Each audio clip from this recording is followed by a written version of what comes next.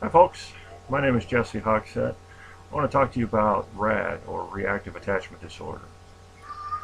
Now back in 1980 when I was born, I had fetal alcohol syndrome and was severely abused and neglected in infancy, and as a result was placed into foster care at age 5, later adopted by the foster family at age 7.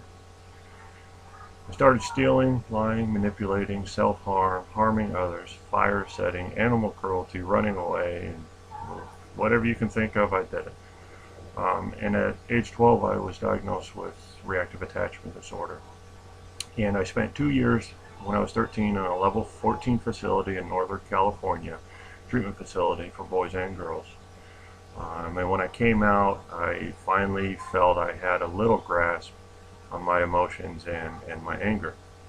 I'm 32 now, happily married since 2003, and I have 4 wonderful girls.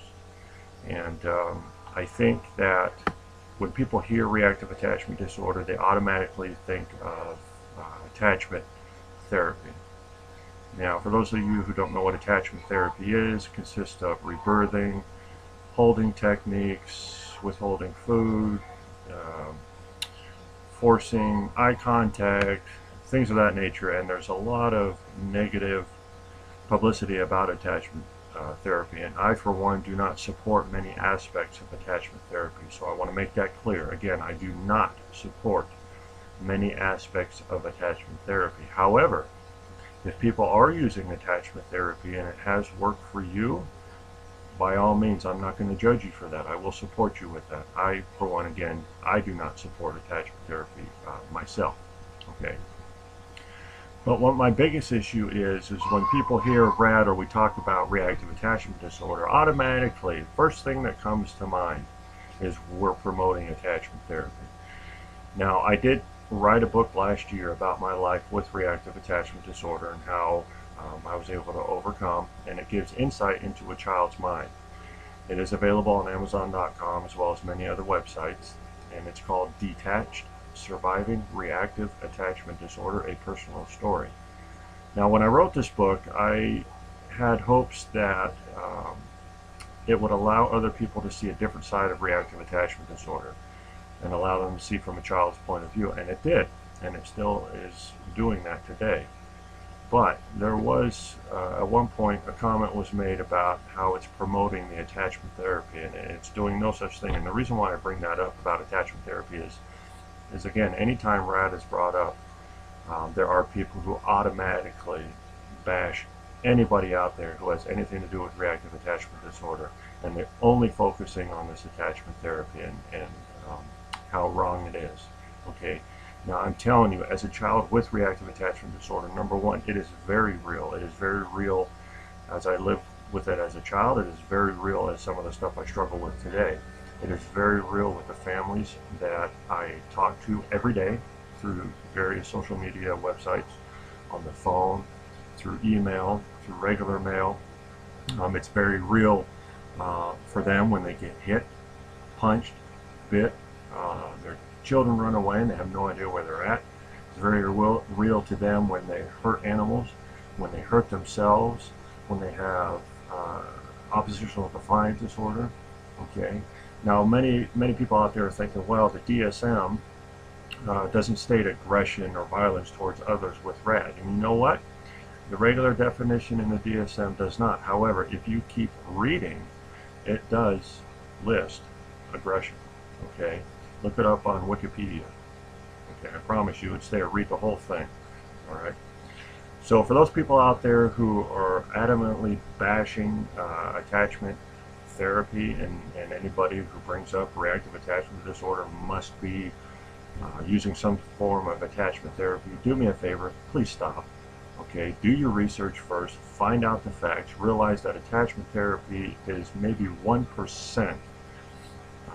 Don't quote me on the percentage figures, but I'm telling you, there's just so much more information out there about reactive attachment disorder, oppositional defiant disorder, post-traumatic stress disorder.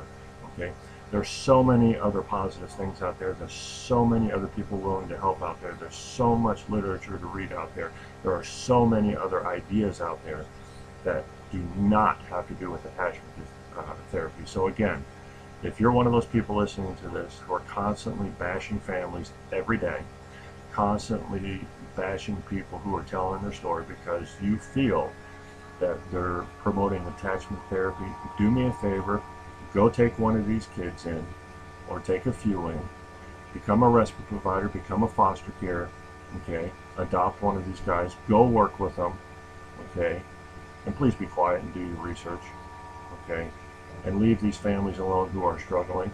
If you want to provide alternatives to help these families with their situation that you think might benefit them, by all means, let them know.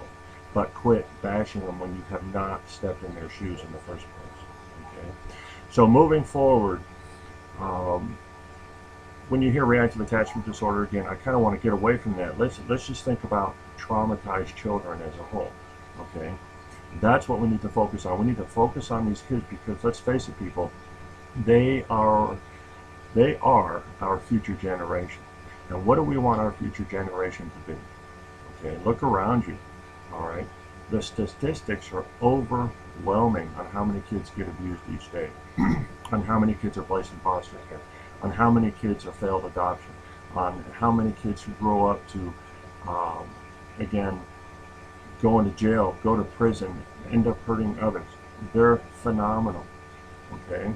Why? Because I think we live in a busy world and we don't take time to focus on our kids. We're more worried about what the next big thing coming out for us today.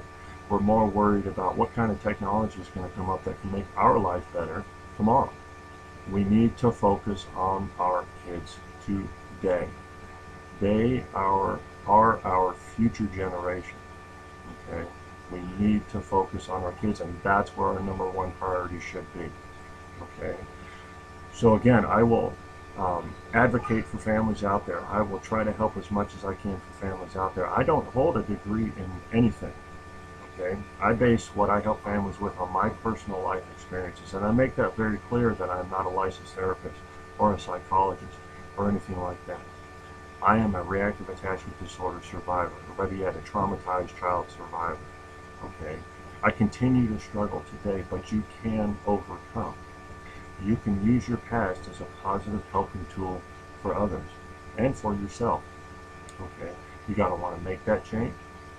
You gotta want to let people in to help, and you gotta believe in yourself, number one. Okay? So again, my name is Jessie Hogsett. I am a survivor of reactive attachment disorder.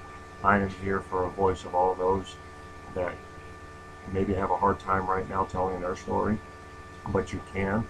Please do. I encourage you to. We need more outreach. We need more education.